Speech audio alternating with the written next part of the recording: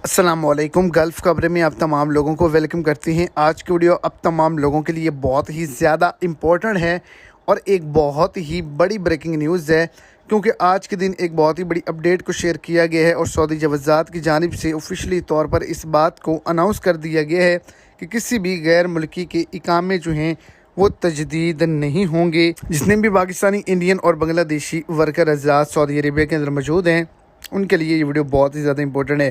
तो वीडियो को एंड तक देखें ताकि आप एक बड़े नुकसान से बच सकें।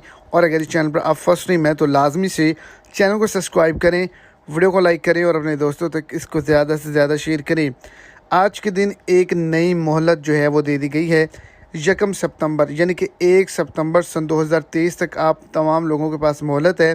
अगर आप पर 1000 रियाल या इससे ज़ायद का कोई भी जुर्माना है तो आप इसको जल्द से जल्द अदा करें। आज के दिन कहा गया है कि अगर आप ये नहीं करेंगे तो आपके इकामे की तजदीद में रुकावट बन सकती है।